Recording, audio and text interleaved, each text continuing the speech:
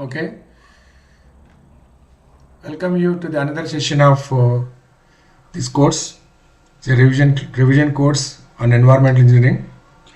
Okay, last class we discussed about sources of water. Continuation to our discussion. Okay, groundwater. We are talking about groundwater. Sources are broadly classified into two categories. One is surface sources, other one is subsurface sources. Surface sources are superior in quantity, inferior in quality, whereas subsurface sources are superior in quality but inferior in quantity. So normally we depend 99.9% we depend on surface sources. It doesn't mean that surface source only be used because of so much water available in them. Surface sources are the reliable sources compared to groundwater. Subsurface sources are costly, expensive. Therefore, mostly we depend on surface sources. So, in the absence of surface source, then we depend on subsurface sources. Subsurface sources. Surface sources, three types are there: ponds and lakes, streams and rivers, and reservoirs. So, normally ponds and lakes can be used for standing water bodies. Streams and rivers are running water bodies. So, in case of non-perennial streams, when you are depending on them, then you have to construct a reservoir. So, storage reservoir is constructed. So, excess water during rainy season that is stored there, and in dry season, whenever there is a deficit of water, we draw water from reservoir and we supply to the public. That is how we manage the system. Coming to subsurface sources, springs, infiltration works, and as well as wells. We completed already springs and infiltration works. Let us see about the wells. So numericals on wells. Last class we saw that different things on wells. Let us see now numericals. We discussed about the yield from the wells we need to work out prior to use. How much we can extract from the ground, that you have to estimate before we use the water. Before we dug a well, right? We need to know the groundwater potential. How much is available. So based on that we work out whether that can be reliable source or not. Okay, so that we estimate by using Darcy's equation, right? We work out yield from the wells. V is equal to Ki, V is equal to K, Q is equal to Ka. So actual flow velocity is equal to apparent flow velocity by porosity. So using these equations we work out this one. So this is supposed to know. In addition to that, so before we extract groundwater, some proper aquifer properties are assessed.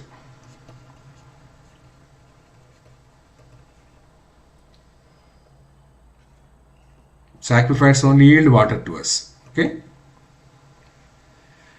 So the following aquifer properties are assessed before groundwater is extracted.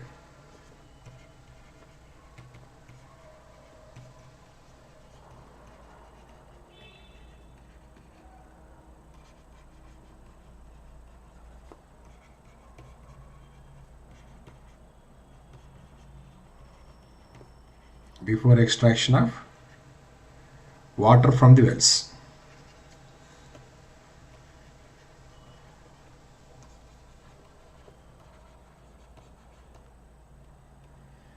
One is porosity. Second one is specific yield. And third one is specific retention. So these three properties are assessed before we extract and use the groundwater. So porosity speak of storage property of aquifer. Porosity N, which is a soil property, aquifer property. Porosity is a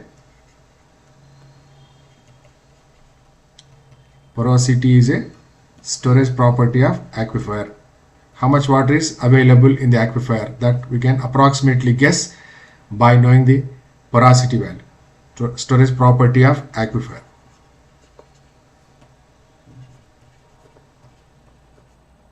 We all know that porosity is equal to volume of voids by volume of soil. Okay, it is expressed normally in percentage. We express this in percentage or fraction otherwise. VV by V or otherwise VV by V into 100, either in fraction or in percentage. Porosity. Based on this we get rough idea how much water is available within the ground. Okay. Second one is specific yield.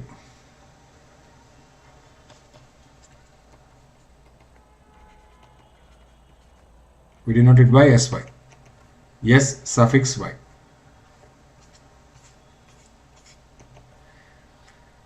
Normally specific yield is defined as the volume of water extracted by gravity from the unit volume of aquifer is known as specific yield. How much water aquifer yield? 1 cubic meter of aquifer we take, how much water it can freely yield to us, for us. Okay, that's called specific yield.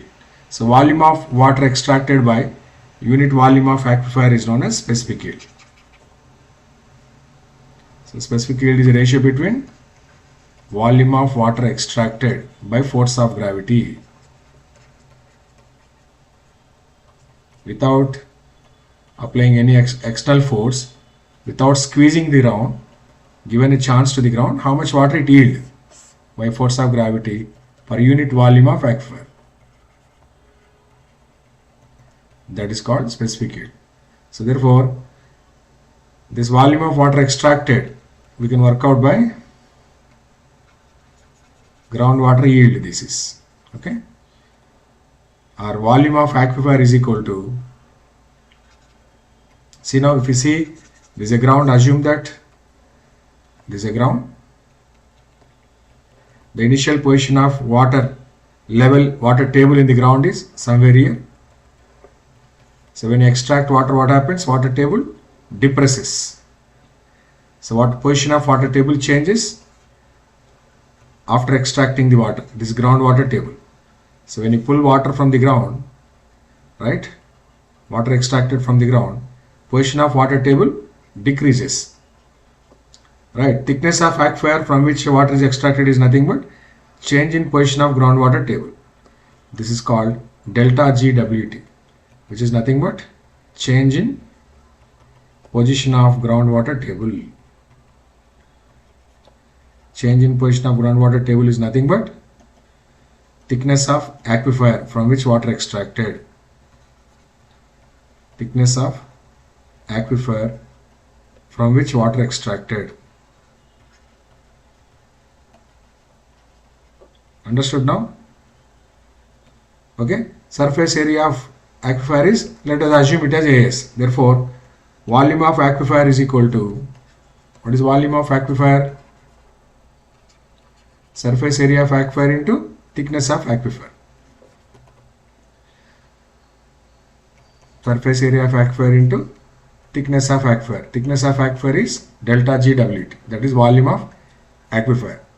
So change in groundwater table, that is thickness of aquifer into area. Area into thickness is equal to volume of aquifer. Therefore, volume of water extracted is nothing but change in groundwater storage. If you extract water, changes happens. Okay. If no water is extracted, no change happens.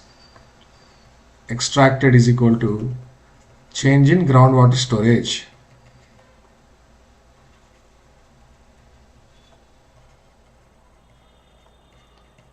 You can write it as delta GWS. So therefore, volume of water extracted is nothing but, if you know the specific yield, you can work out. Extracted is equal to, it is change in groundwater storage, which is equal to, see now volume of water extracted is equal to specific yield into volume of aquifer. So specific yield into volume of aquifer, AS into delta GWT. So based on this, so many number of times questions have been asked in competitive exams, including GATE exam. So this is how we can work out volume of water extracted from the ground. Nothing but specific yield into surface area of aquifer into thickness of aquifer. Okay. Next, specific retention. One more important property is specific retention. Specific retention. We denote it by SR. Specific retention is nothing but volume of water retained, amount of water retained by the ground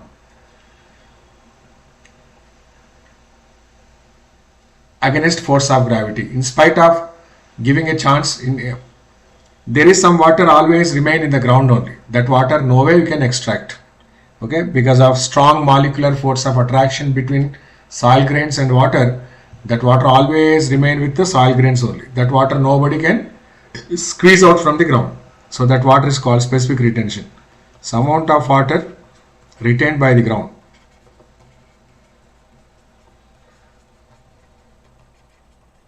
Retained by the ground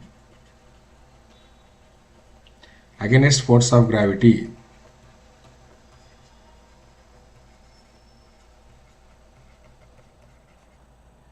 Is known as specific retention. Okay, so the relation between these three parameters, they have got relation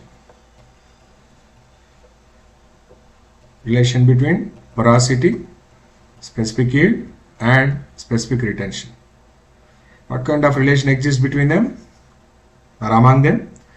So porosity is equal to specific yield plus specific retention. Porosity is something like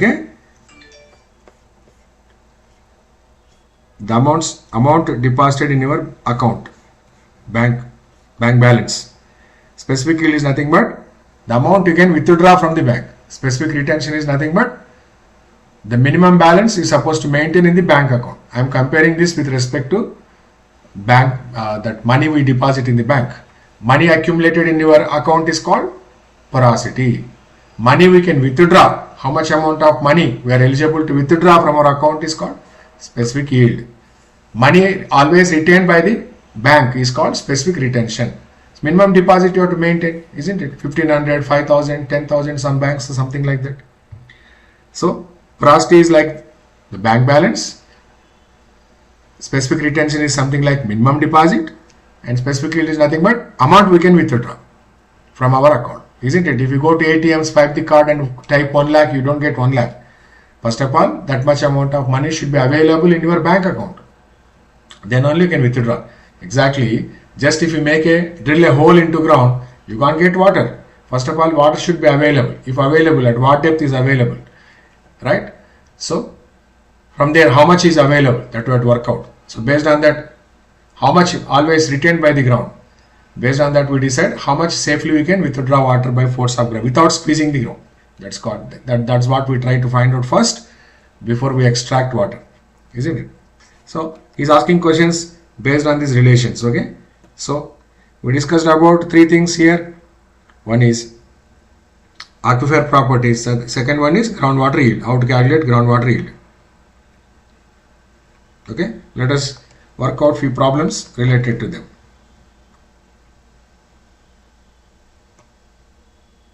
Let us see this question. This question has been asked in GATE 2011. First question. You can see that question. In an aquifer extending over 150 hectares, the water table was 20 meters below ground level. Over a period of time, the water table dropped to 23 meters below ground level. If the porosity of aquifer is 0.4 and the specific retention is 0.15, what is the change in groundwater storage of aquifer? So he is asking delta GWS. So you have been asked to work out that change in storage in hectometer because options are given in hectometer. So let us try this problem. So what is given in the question? Surface area of aquifer is given. How much? 150 hectares. So initial position of groundwater table is given. Initially groundwater table is where? It is at a depth of 20 meters. After extraction, it has depressed to 23 meters. That means it has dropped down to 23 meters. Initially, it is at 20 meters depth water table. Assume. Right? Then after extracting the water, it has depressed to 23 meters. It has dropped down to 23 meters. So this is 1, this is 2. So what is change in groundwater table? That nothing but thickness of aquifer. So indirectly thickness of aquifer is given as how much? 23 minus 20. This is the thickness of aquifer, 3 meters. Right? Then what have been asked to find out? Change in groundwater storage. So what is given to you? Porosity of aquifer is given, specific retention is given. Porosity of aquifer is given as 0.4, specific retention is given as, specific retention is given as 0.15. So what is not given? Specific yield is not given. Therefore, how we can work out specific yield? The relation between these three parameters is specific yield plus specific retention. Therefore, specific yield is equal to porosity minus specific retention, 0.4 minus 0.15. So it is 0.25. So if you know specific yield, can't work out change in groundwater storage? Change in groundwater storage is equal to, it is surface area of aquifer into, specific yield into volume of aquifer. Specific yield into surface area of aquifer into change in groundwater table. That's all. Simply formula substitution. Comfortably can work out. Come on, work out. But I have been asked to find out in which unit system? Hectometers. So let us substitute area in hectares and thickness is in meters. So this is in hectares, this is in meter, this is unitless. Therefore, you will get answer in which unit system? Hectometer units. What is the answer? 450 into 0.25. 450 into 0.25. 450 half is 225.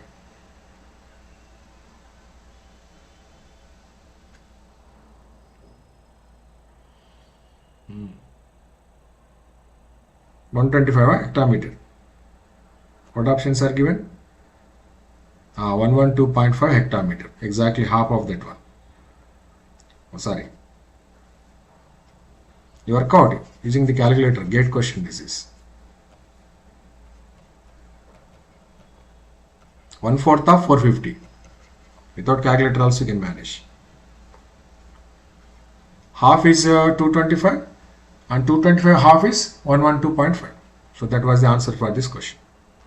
Clear now? So simple question. He has not given straight away specific yield. Instead, indirectly given specific yield by giving porosity and specific retention. So if you know that relation, comfortably you can work out specific yield. So knowing the specific yield, we can work out change in groundwater storage. So you've been asked to find out groundwater storage of aquifer. Next question also you can try. A volume of 3 into 10 power 6 meter cube of groundwater was pumped out from an unconfined aquifer uniformly from an area 5 km square.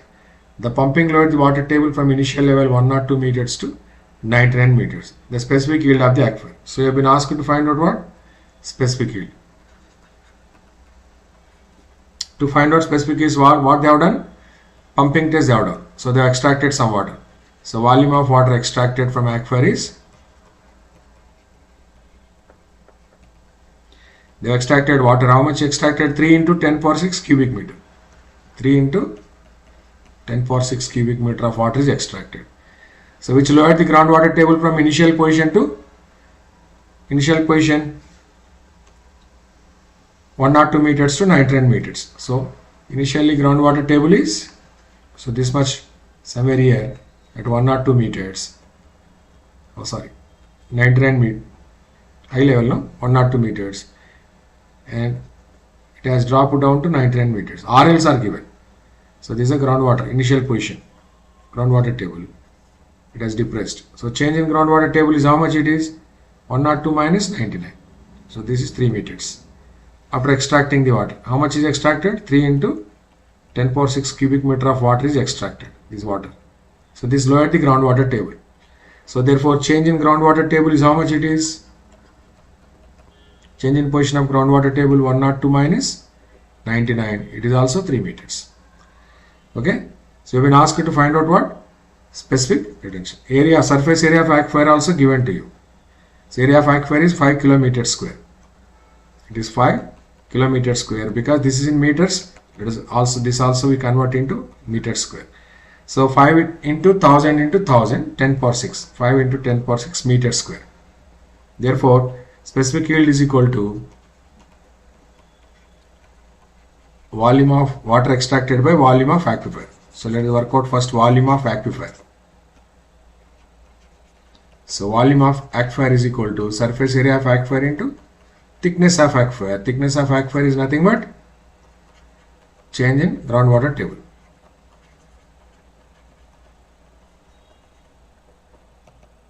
So aquifer thickness is equal to change in groundwater table only.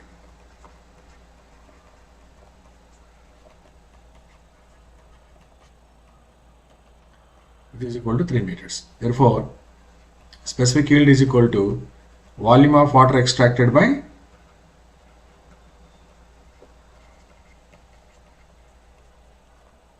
volume of aquifer.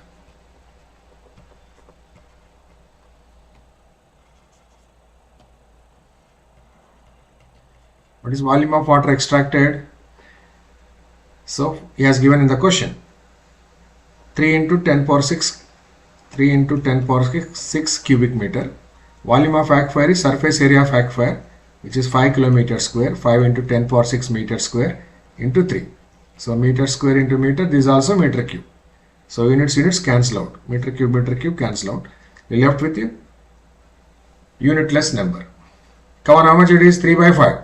10 power 6 or 3 by 15. 10 power 6, 10 power 6 also cancel out. So 3 by 15 it is. So calculator is allowed in GATE exam. If it is ESE question, without calculator also you can manage.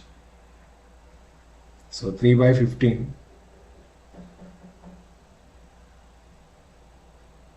This is 0.2. So specific yield is equal to 0.2. No unit for this, okay?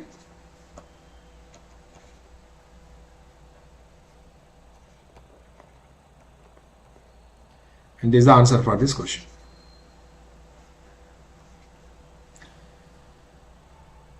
Clear now? This is how we can work out the problem related to specific yield, specific retention and porosity.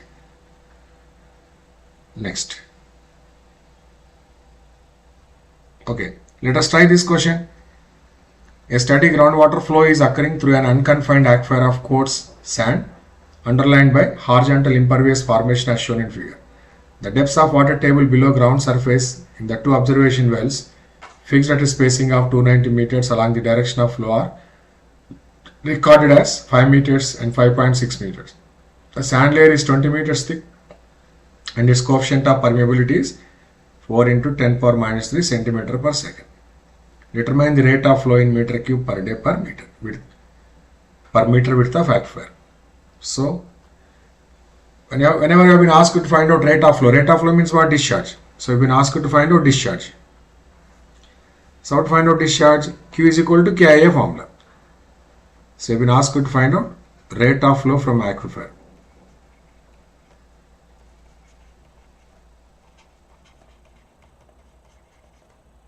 Nothing but Q. So what is how to find out rate of flow from aquifer? Q is equal to KIA.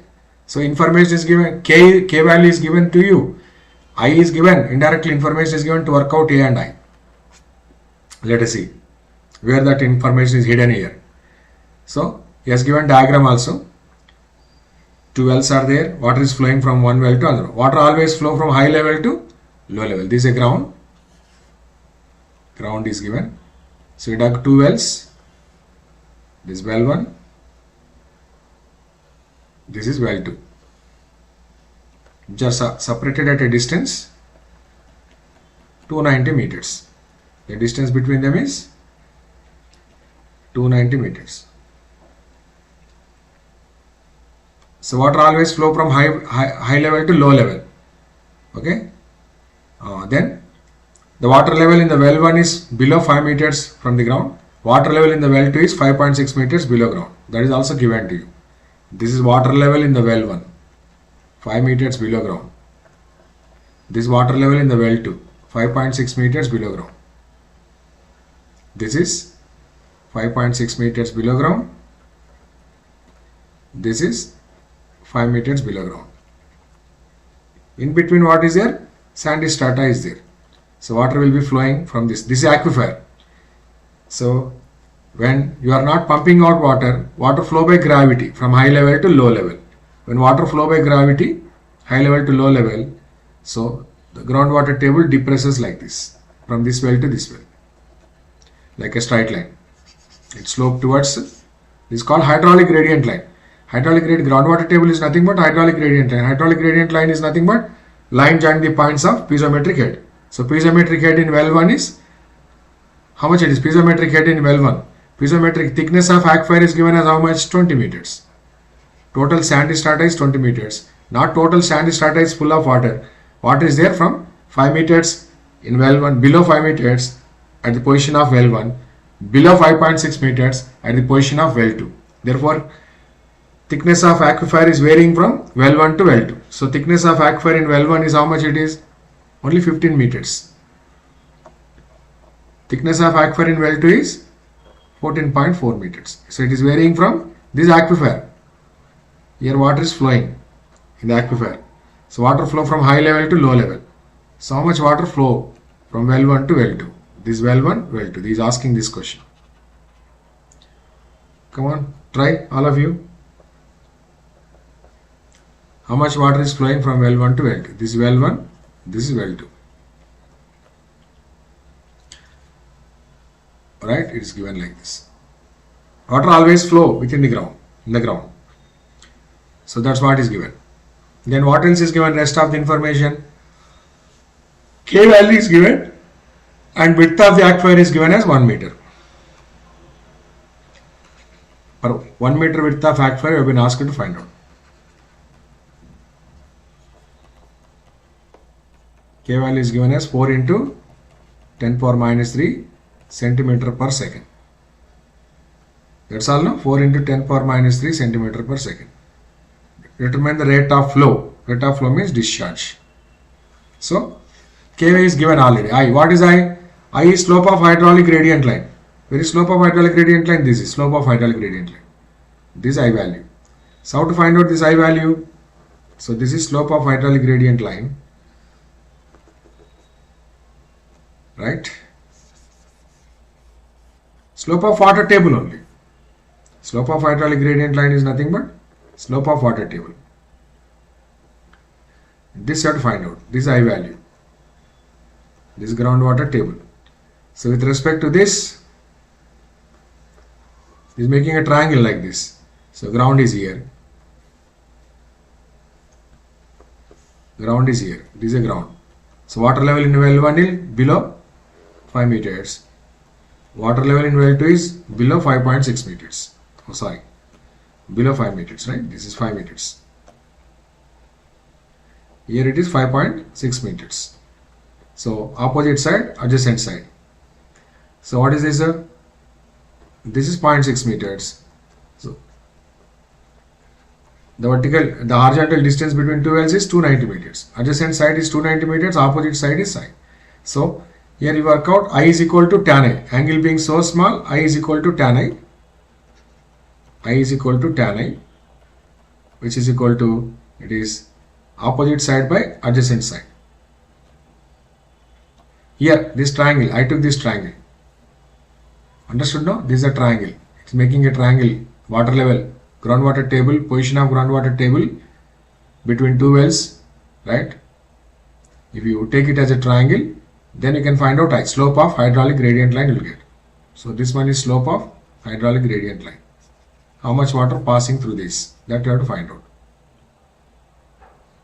How much water flowing through aquifer? So it will be making a triangle like this.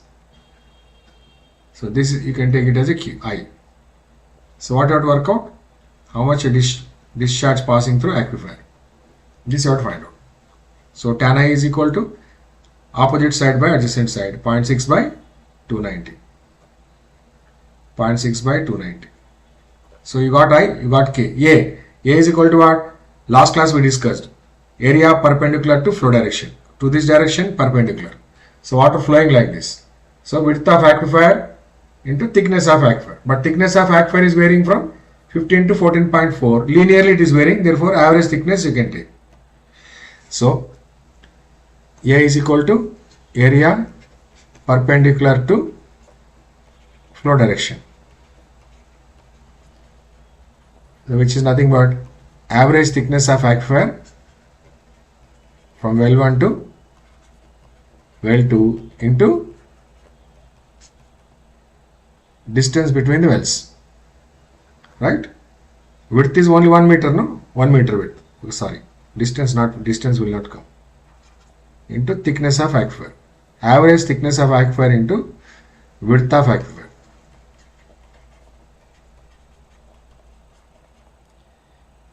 Right? Water flowing in this direction. This is an aquifer. 1 meter width of aquifer into thickness of aquifer.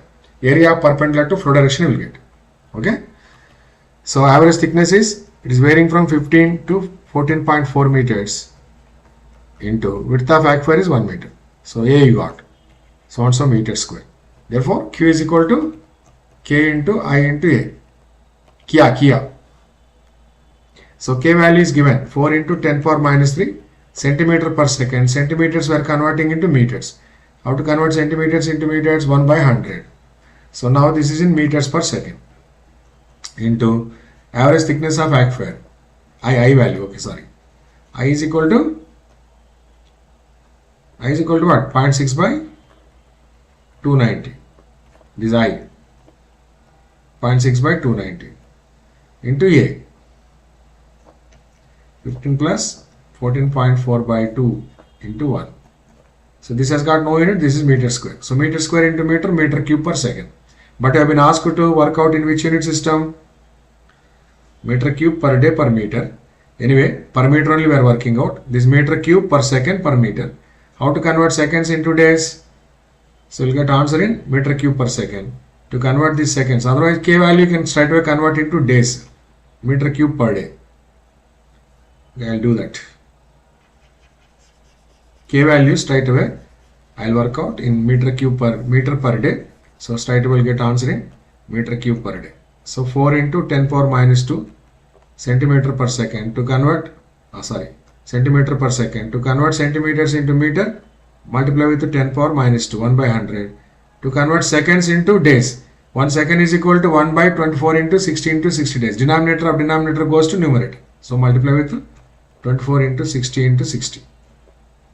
Now this is in meter per day. Understood now? You multiply meter per second with 24 into 60 into 60, will get meter per day. Now straight away will get answer in meter cube per day. Come on, work out. Patiently you have to work out. So 4 into 10 power minus 3 into 24 into 60 into 60 into 0.6 by 290 into 15 plus 14.4 by 2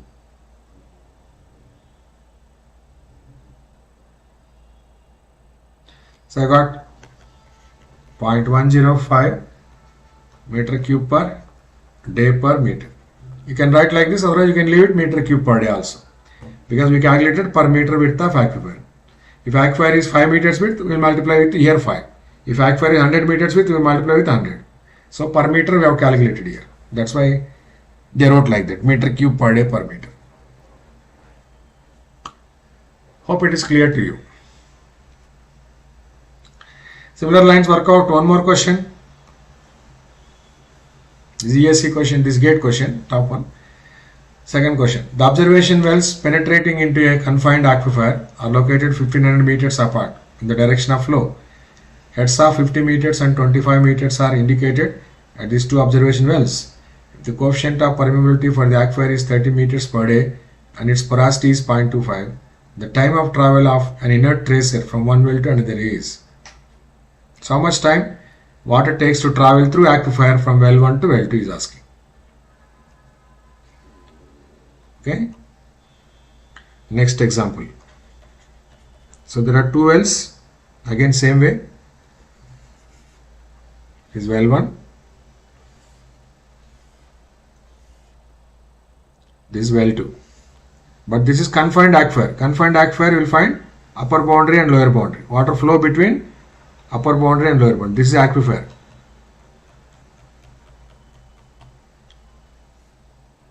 On the top of aquifer, there is no water.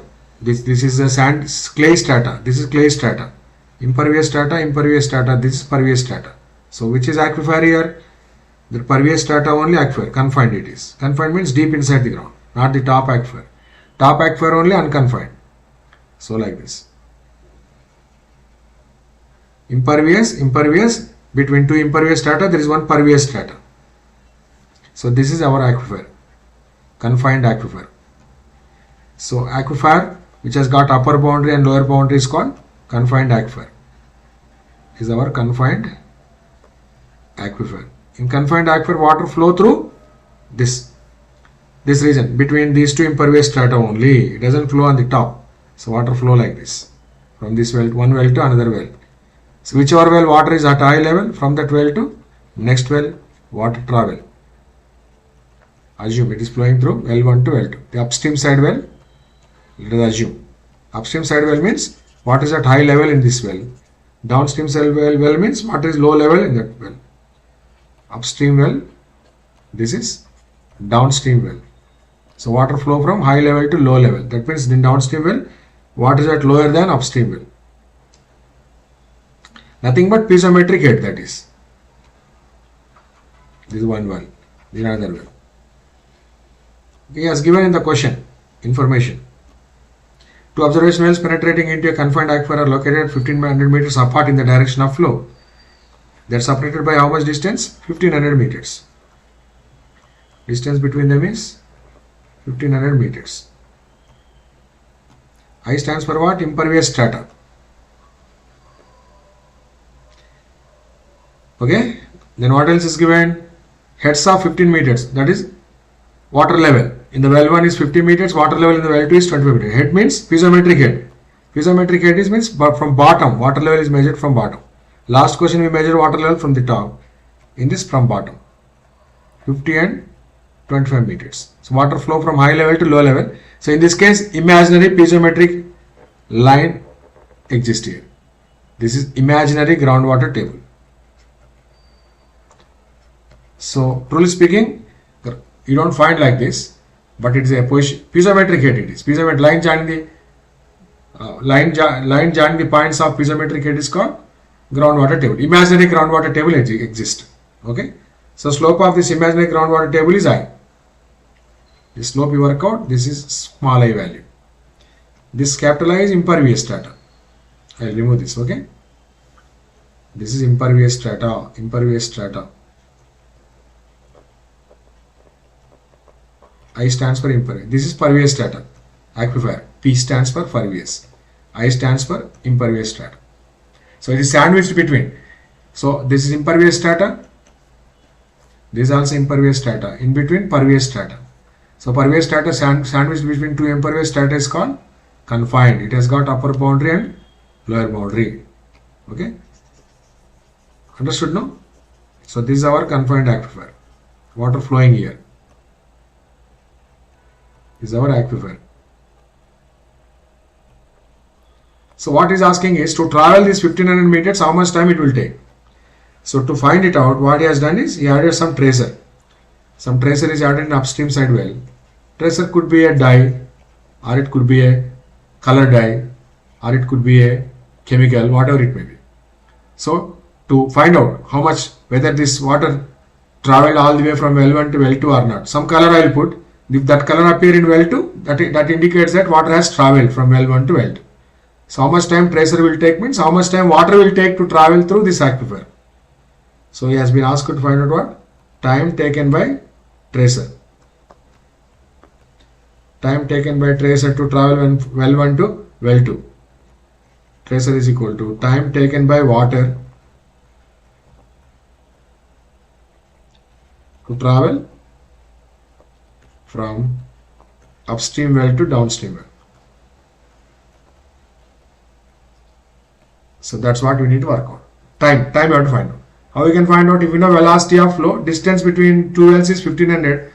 So distance between the two wells by velocity of flow in the aquifer will give exact value. What is actual velocity of flow through this aquifer? If you know VA value, you can find it out.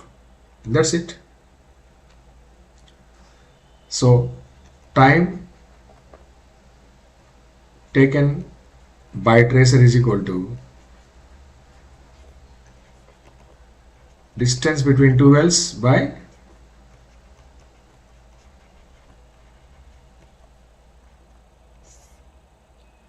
velocity of flow. Velocity of flow through aquifer. That is actual flow velocity otherwise. Actual flow velocity.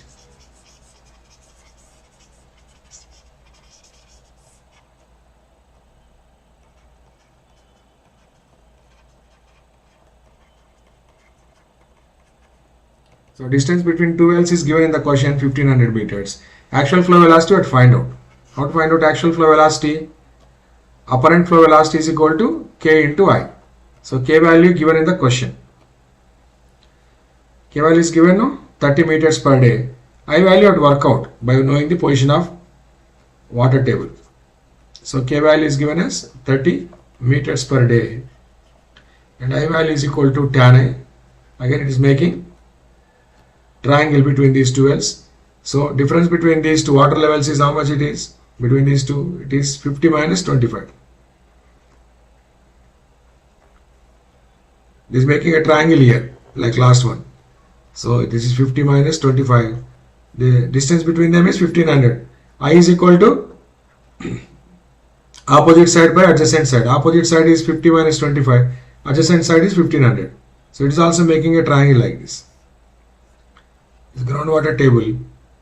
Say this is 50 meters from ground. This is 25 meters from ground. Then what is this value? This is our I value. So what is this value? 50 minus 25. The distance between two wells is 1500 meters. This 1500 given in the question. That's all. So I is equal to tan I, which is equal to 50 minus 25 by 1500. So V is equal to Ki.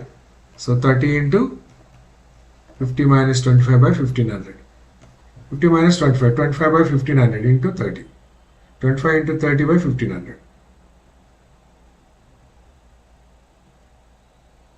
So it is 0.5. The apparent flow velocity. But actual flow velocity is equal to apparent flow velocity by porosity. So 0.5. Porosity of sand is given as, aquifer is given as 0.25. So 0.5 by 0.25. Given in the question. So it is 2 meters per day. Because K, V value we took in meters per day. Therefore, K value, K unit only, V unit. So as given, porosity is 0.25. The time of travel of inner tracer from one well to another is. Therefore, time of travel of tracer is equal to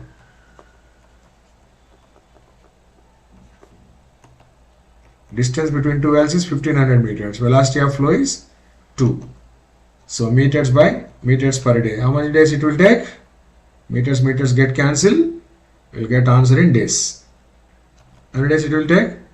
750 days it will take. So groundwater flow very slowly. To travel 1500 meters, it takes 750 days through that porous media. Understood? Hope it is clear to you. This is how we can work out. Using those relations. Q is equal to Ki relations.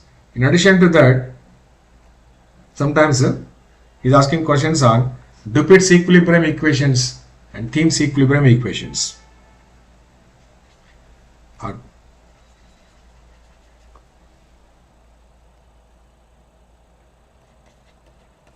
Dupit's equilibrium equations,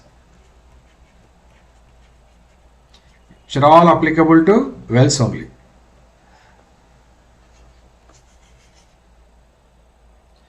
Dupit has conducted pumping test on wells to find coefficient of permeability of aquifer in the field. For field measurement of permeability, Dupit has conducted pumping test on wells. Pumping test on wells to find permeability of soils in the field.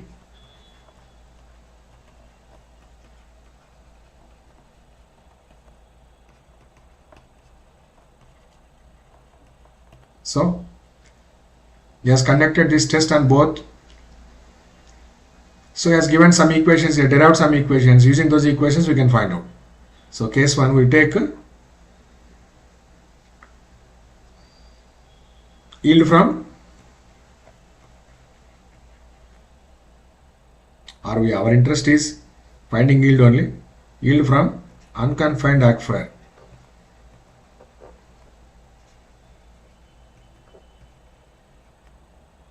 Yield from a well laid in unconfined aquifer zone.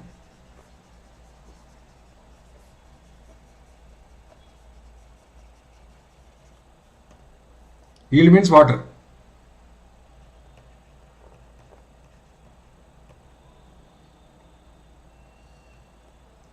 So permeability is known to you, you can find out yield. Yield from a well laid in unconfined aquifer zone.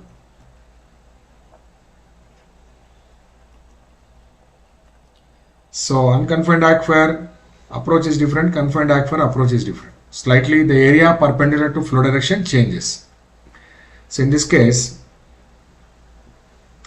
he has given equation straight away. I'll write equation. Derivation is not required to you. Of course, the derivation also derived from Q is equal to KIA equation only. Actually, Q is equal to KIA. He took two wells, right? Depict this is a pumping well. Pumping well is a main well. This is called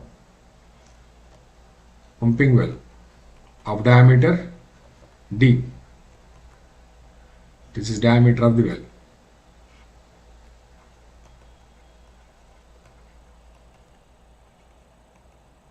Capital D or small d, whatever it may be. So before pumping, the initial position of water table is, let us assume, this is initial position of water table, 1 month. But you are pumping. Pumping means you are squeezing the aquifer. You are exerting the pressure. By pressure you are pulling the water from aquifer. So when you pump out water, rate of pumping will be there. Rate of pumping. Okay? Pumping rate otherwise.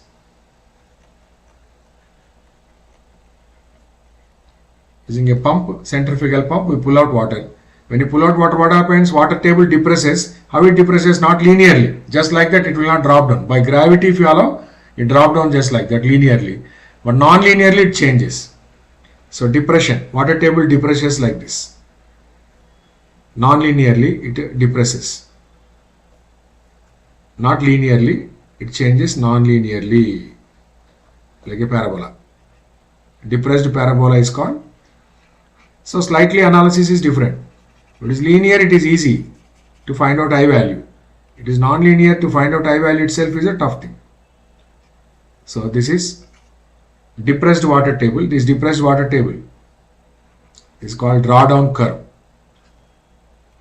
It's called drawdown curve.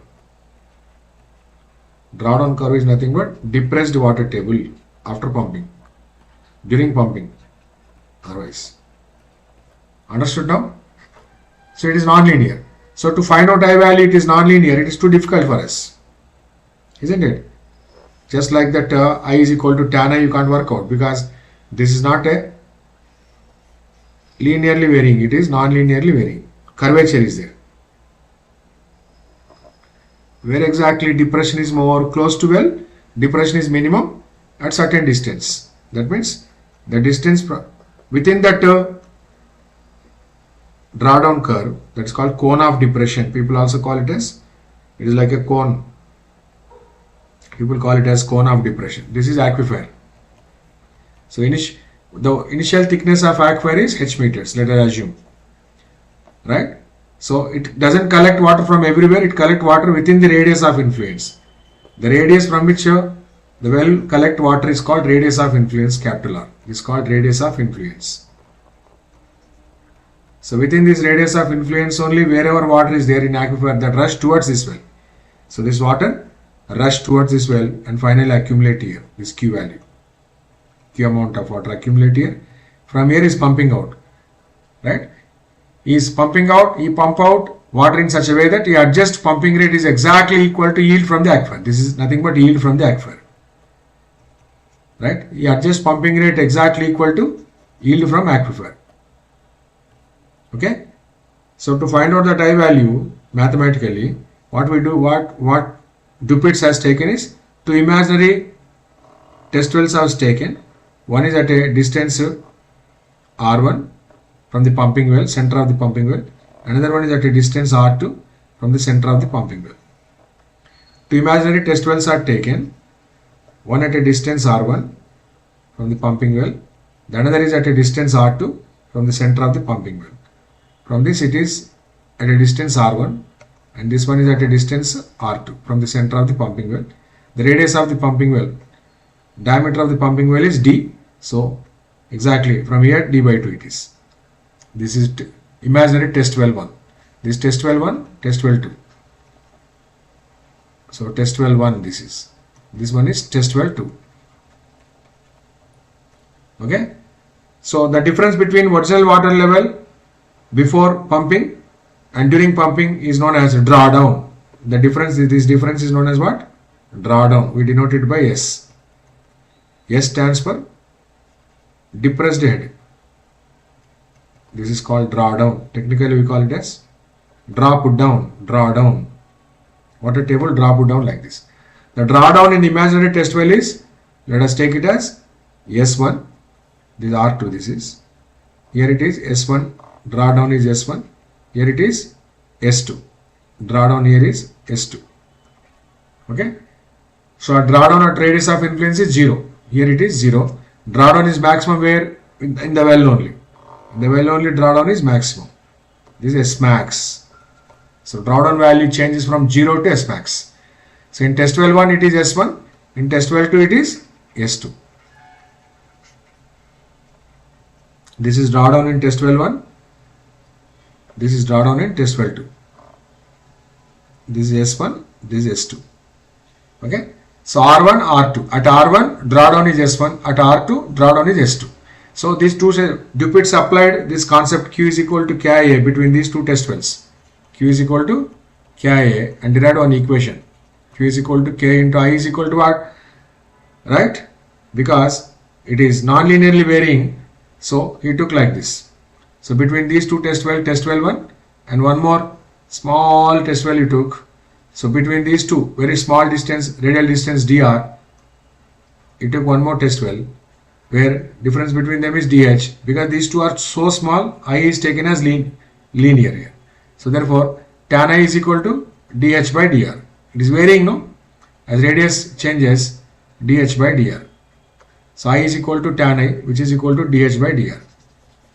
Between very small distance dr, it is taken as linear. Not throughout, it is not linear, non-linear. Okay. Therefore, I is taken as what? I is equal to tan I, which is equal to dh by dr. Okay. So in test well 1, thickness of aquifer is H1. Here it is H1, thickness of aquifer. In test well 2, thickness of aquifer is what? H2. So thickness of aquifer varies from small h to capital H. At the face of the well, thickness of aquifer is small h. Okay, otherwise small h minimum. This is, it is varying from capital H to small h. So as h value increases, as r value increases, dh value decreases. Dh value also increases. So I is equal to tan I, which is equal to dh by dr. Then if you substitute here I is equal to dh by dr and A is equal to, so this is an aquifer. Whatever I drew there, that is section of an aquifer. If you see the plan of aquifer, this is a pumping well, right? Within the pumping well, surrounding the radius, we are collecting water. That's called radius of influence. This is pumping well. Right? We took two test wells, one at a distance R1, another one is at a distance R2. This is at a distance R1, this is at a distance R2. From here to here, center of pumping well to radius. This radius is called radius of influence R. This only. That is section I have shown there. This is plan here. This is ground. So this is my pumping well. This imaginary test well 1 here. This imaginary test well 2 here. So this is radius of influence. So within the radius of influence, there is a drawdown curve. This is understood now. This is R1. This is R2, where thickness of aquifer is H1 and H2. This is pumping well. That's what. This is a section. This is plan. So within the radius of influence only you can collect water. From here to here, radius of influence. Their thickness is capital H. Understood? So it can collect water from circumference. Therefore, area is equal to 2 pi r into area perpendicular to flow direction into H. 2 pi r into H.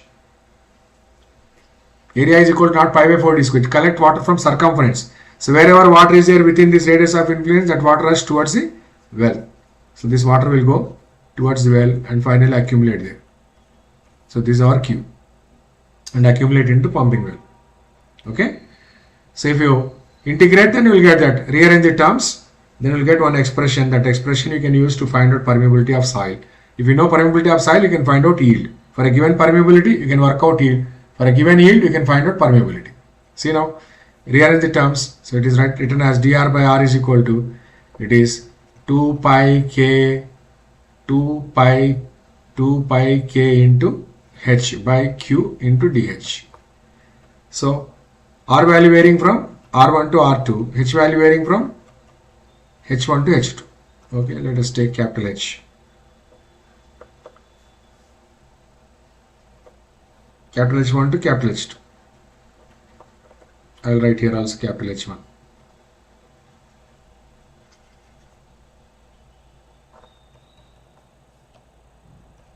Here H1, this is H2.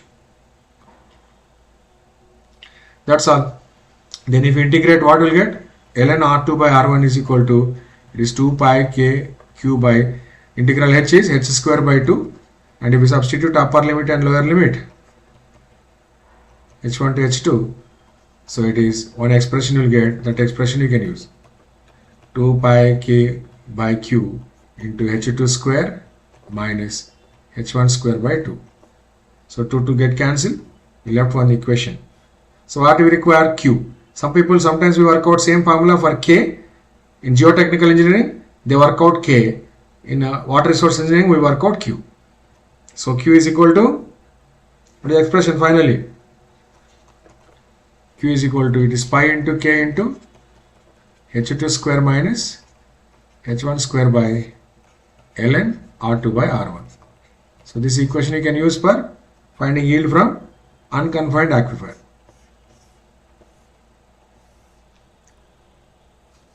This is for yield from a well laid in unconfined aquifer zone. Unconfined aquifer. Similarly, confined aquifer, what changes you can notice? Thickness of aquifer is constant. Like H1, H2 doesn't change. Thickness remain constant. So this is a well, pumping well. 2 test wells also we take same way. But only difference is section you see, this is a ground, this is a pumping well.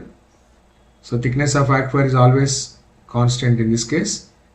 So there is upper boundary, there is a lower boundary like this. This is confined aquifer. So extra thing that you will get is thickness of aquifer, which is constant, which is taken as B. Remaining concepts are same.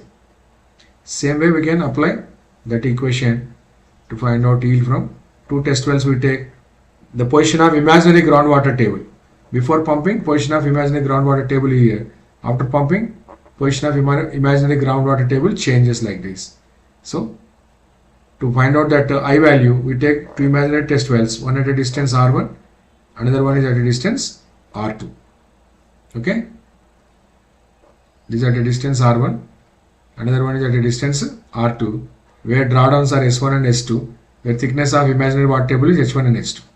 So within the radius of influence only we collect water. Beyond that we no way collect water. Understood now? So what changes is area. It is 2 pi r into h there. Here h is varying there. Here h is not varying. It is 2 pi r into b. Thickness is b. Area perpendicular to flow direction is 2 pi r into b. Thickness of aquifer is b. It is not varying. Remaining things are same. So q is equal to kia. Q is equal to k into I is same. Same way we can take this dh by dr, which is 2 pi r into b. Then if you integrate, then we will get one equation. First separate the terms. It is, so I can take dr by r is equal to, it is 2 pi k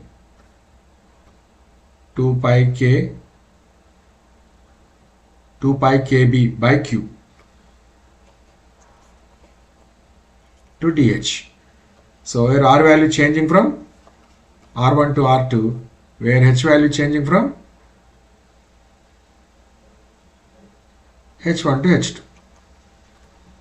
So it is ln r2 by r1 is equal to, so 2 pi kb by q into h. It is h2 minus h1. So q is equal to, our interest is finding q only, 2 pi kb into h2 minus h1 by ln r2 by r1. So this is the equation. These two equations you have to remember finally, ultimately, to work out problems. Unconfined aquifer means that equation, confined means this equation. This for confined aquifer. Yield from well laid in confined aquifer zone. Okay? So sometimes H2, H1 you don't find. So H2 is equal to capital H minus S1 and H1 is equal to capital H minus, capital H minus S2. H1 is equal to capital H minus H1 is, H2 is equal to capital H minus S2. H1 is equal to capital H minus S1. So if you substitute there, you can write this equation in terms of drawdowns also. So if that is the case, so Q is equal to 2 pi kb by q, kb into H2 is H minus S2 minus H minus S1 by ln R2 by R1. If you simplify, this H and this H cancel out. Minus S1 into minus S1 thus become plus S1. You can write this equation as 2 pi kb into S1 minus S2 by ln R2 by R1. So this is also very popular way of expressing this equation. So drawdowns are given. With the help of drawdowns you can find out H1 and H2. What I mean to say is, clear now? So let us try a few problems related to this. So one more thing is transmissibility. Sometimes they are also asking transmissibility in exam. Transmissibility or transmissivity denoted by capital T. This is nothing but discharge per unit width of aquifer is known as transmissibility or transmissivity. Discharge per unit width of aquifer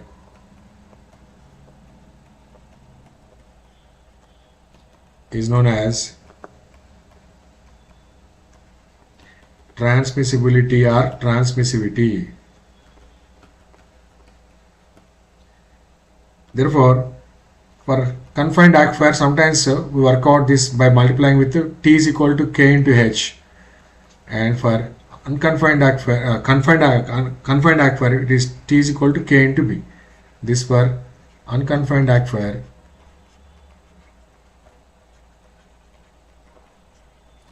This is for confined aquifer. Remember, this is also very useful definition. They're asking questions in GATE exam. Transmissibility or transmissibility, which has got units. K unit is meters per day. B unit or H unit is meters. So unit is meter square per day. T unit is meter square per day. Understood? Let us try few questions related to this. See now, first question, a 30 centimeter well completely penetrates an unconfined aquifer of saturated depth 40 meters. Saturated depth means what? Water table, the depth of sandy strata below water table. That is called depth of aquifer, thickness of aquifer, at radius of influence. After a long period of pumping at a steady state, 1500 LPM, the drawdown into observation wells 25 meters and 75 meters from the pumping well were found to be 3.5 and 2.2 meters respectively. Determine the transmissivity of the aquifer. What is the drawdown at the pumping well? So I have been asked to find out two things here. This question is little bit lengthy question, tough question. This is unconfined aquifer. Unconfined aquifer means only lower boundary. There is no upper boundary. This is your pumping well. Okay. This is our pumping well.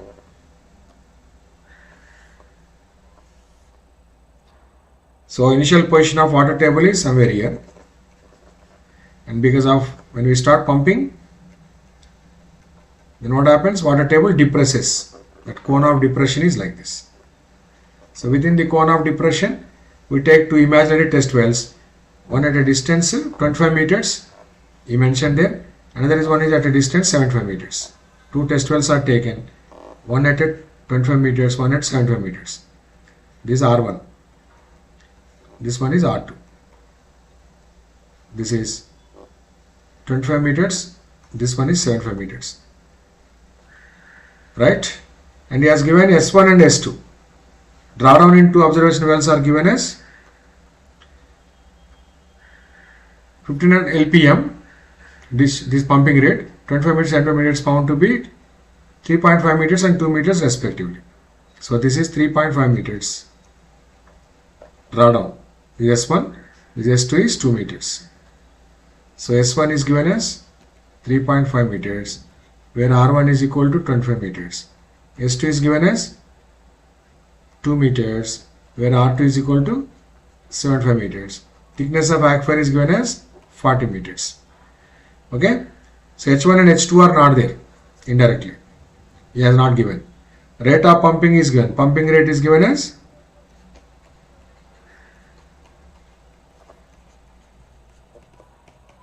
1500 LPM. LPM means liters per minute.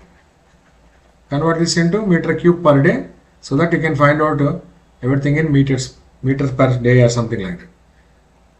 Because T value you have been asked to find out in meters square per day. So 1500 into 10 power minus 3 liters per minute. Liters into meter cube. 1 meter cube is equal to 1000 liters. 1 liter is equal to 1 by 1000 meter cube. 10 power minus 3.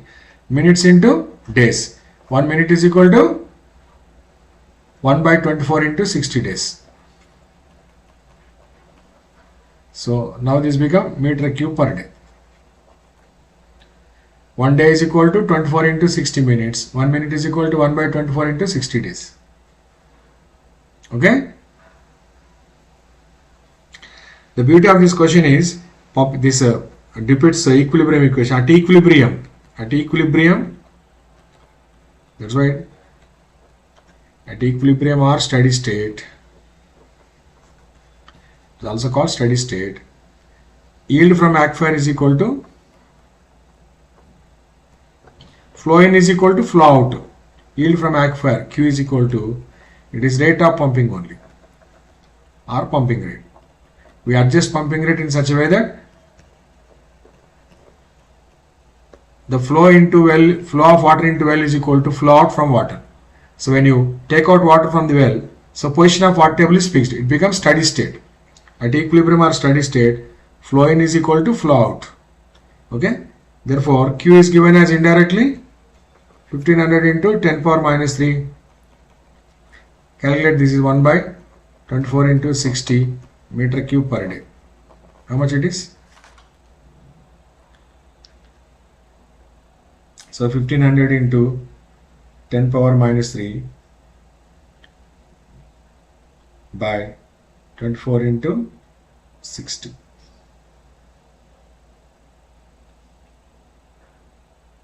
Oh, sorry. Denominator of denominator go to numerator, right? So sorry, I wrote here wrong. Minutes into days, 1 by 24 into 60.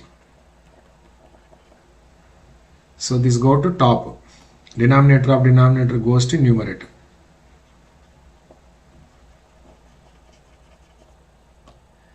See, now we should be very careful regarding the units.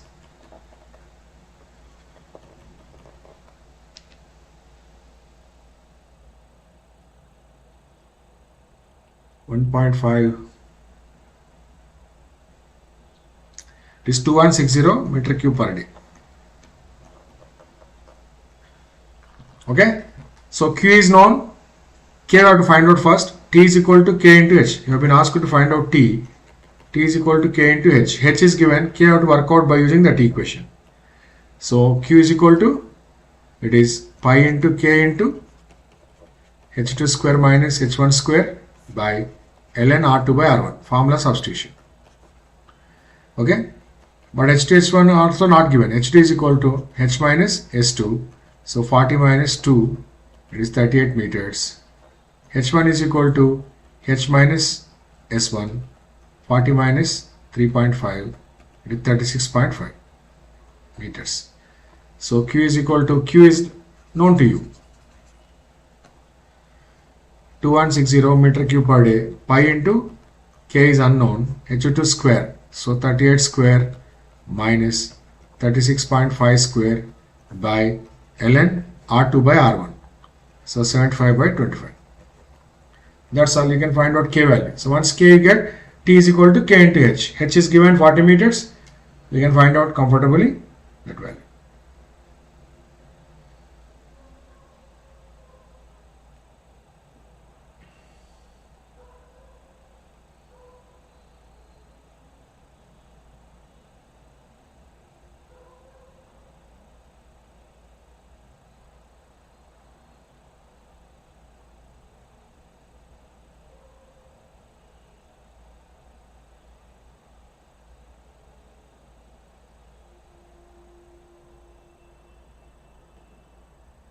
Come work out. I am working out using calculator.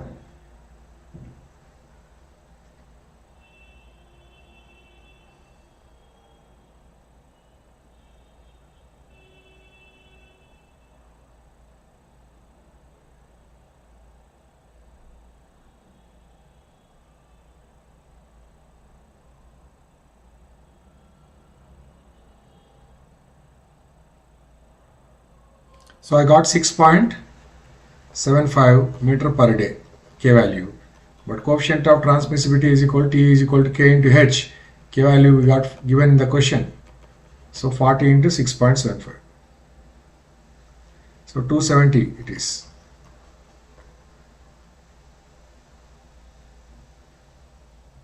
.270 meter square per day. That was the answer for this first part of the question. And he asked one more thing in this question. What is that? Determine the transmission. What is the drawdown in the pumping well? Drawdown in the pumping well means what? This is drawdown in the pumping well. If you see, this is assume that it's a ground. So this is our pumping well.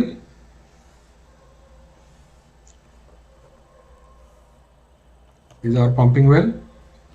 And you have been asked to find out drawdown in the pumping well. The position of imaginary water table is here before pumping. Once pumping started, it depresses. That cone of depression is like this. Drawdown in the pumping well is nothing but S max. So you have been asked to find out maximum drawdown in the pumping well. Only maximum drawdown happens. That you have been asked to find out. To find out this S max, what you need to do is you have to take one imaginary test well at the face of the pumping well only. In one more test well you can take wherever you like. I will take one test well somewhere here at a distance R2. As it is, I will take that 75 meters. One R1 I will take at a distance RW, radius of the well. So R1 is replaced by, so here thickness of aquifer is H, here thickness of aquifer is H2, here thickness of aquifer is small h, that is water level in the well only. Here thickness of aquifer is small h. Understood now? Water level in the well only taken as thickness of aquifer. So if you know small h value, then capital H minus small h will give S max. This is small h, water level in the well only. So this at a distance R1 is taken as radius of well. At face of the well only we will take RW, where H1 is equal to small h, nothing but water level in well, water level in pumping well. Second well, wherever you like you can take. So he has given diameter of the well is given as 30 meters. Therefore radius of the pumping well is equal to diameter of well by 2. So R1 is equal to RW. So it is 30 by 2, 15 centimeter. That means 0.15 meters. Okay. Remaining 75 meters is already worked out, 38 meters. H2 and H1. Or otherwise R2 can take 25 meters where H2 become 36.5. That means we can apply this equation only between two test wells. So depending upon the given information, depending upon the parameter which is to be worked out, where we need to take two test wells. Sometimes we take test well at the face of the well, where radius of R1 become radius of well. Sometimes we take a test well at radius of influence capital R, where R1 become capital R, R2 be R1 or R2 whatever, R2 become capital R, H2 become capital H. So depending upon our comfort and convenience we will take. Because you have been asked to find out S max, unless you know small h value you can't find out S max. Therefore to find out small h, I force you to take one test well at the face of the pumping well. One test well I took at face of the pumping well, another test well I took at same R2. This is pumping well. So water will flow, same amount of water will flow between them. R2 is equal to 75 meters, where H2 is equal to 38 meters. Now I am applying that equation between these two tests, these two wells. Q is equal to pi k into H2 square minus H1 square by ln R2 by R1. I can also write this as pi into k. H2 I took it as same H2. H1 is replaced by small h. We have replaced H1 by small h, right? This is unknown here. That I have to find out. Small h square by ln R2 is 75 meters. R1 is 0.15 meters. So only unknown is small h. You can find out. This is 2160 meter cube per day. Pi into k value just now we worked out 6.75. H2 38 square minus h square, this is unknown, by ln 75 by 0.15. Come on, work out. Patiently at work out. Of course, now this is a lengthy question, only part of this question they may ask in exam.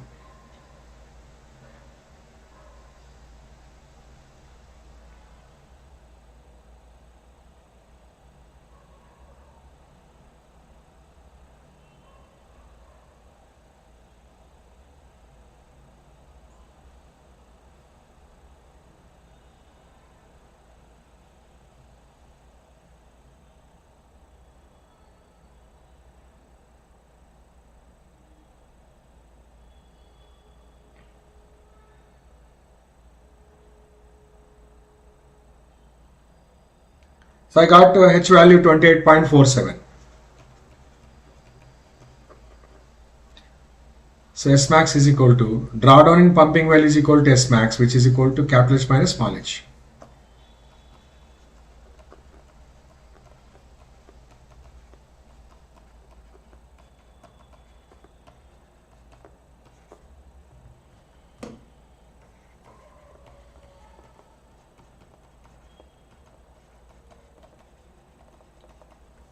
So 40 minus 28.47, if you subtract, what will get?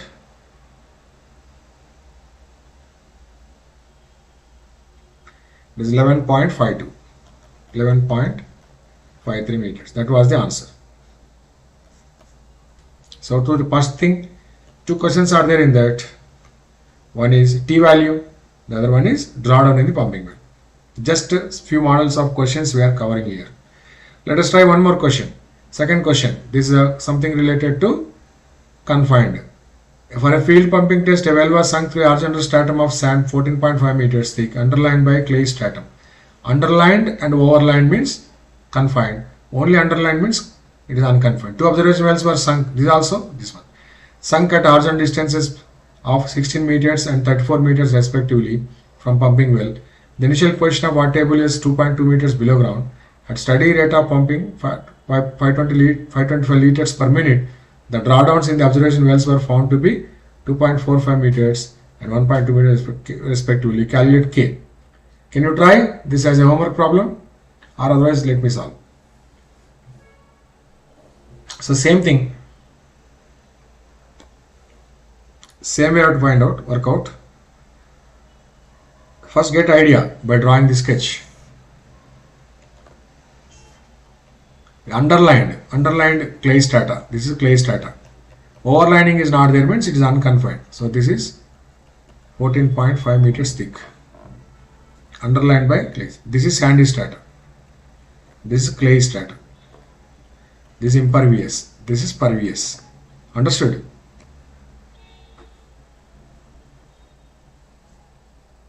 Two observation wells were sunk at a horizontal distance 16 meters and 34 meters. So this is a pumping well. So near to pumping well at a distance 16 meters, one observation well is there.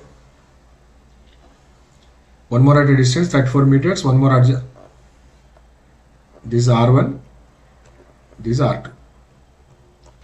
So R1 is given as 16 meters, R2 is given as 34 meters. That's what given in the question. 16 meters respectively. The initial position of water table is 2.2 meters below ground level. Initial position means before pumping. 2.2 meters below ground level. So this is 2.2 meters below ground level. That means indirectly given capital H value. From capital H only it reduces to small h. So this is capital H. Capital H value indirectly given. Capital H is equal to, it is 14.5 meters minus 2.2. It is 12.3 meters. Indirectly given capital H value. Okay. R1, R2 is given. Drawdowns is also given to you. Drawdowns are 2.2 meters below ground level. 2.45 meters, 1.2 meters. So S1 is 2.45 meters, S2 is 2 meters.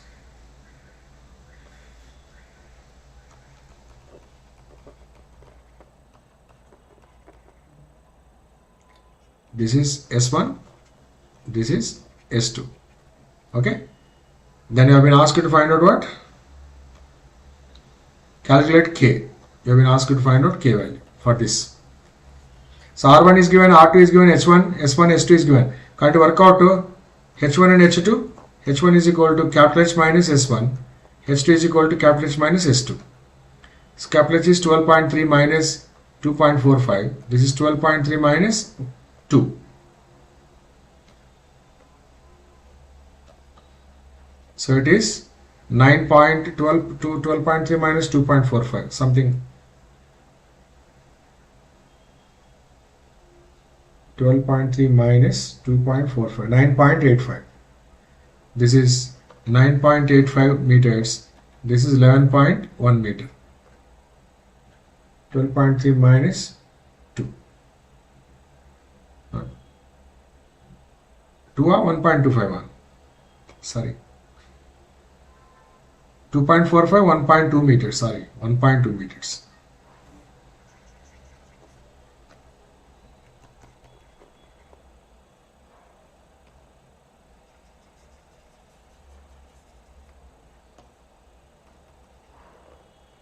So 12.3 minus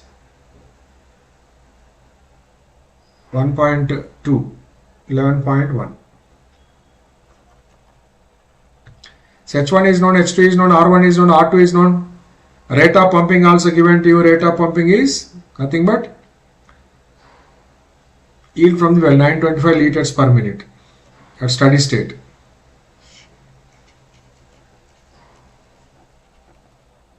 Is given as 925 liters per minute. Can't you work out K value? You have been asked to find out what is K is asking. So at a equilibrium or steady state,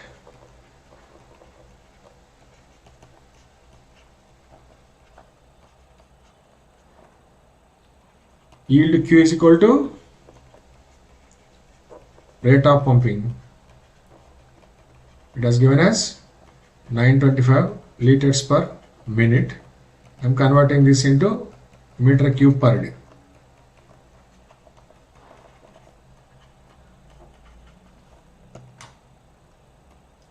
(925) is given, that is converted into meter cube per day. So 925 into 10 x power minus 3 into 24 into 60. So it is 1332 meter cube per day. Then you substitute in the formula Q is equal to pi k into H2 square minus H1 square by ln into R2 by R1. So from this you can find out K value. Come on, work out fast. Anyway, time is over. So work it out leisurely, this one. Find out the answer. So before I conclude,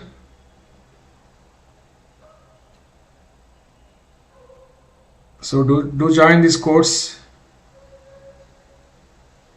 Okay. Course is taught by experienced faculty. Take subscriptions.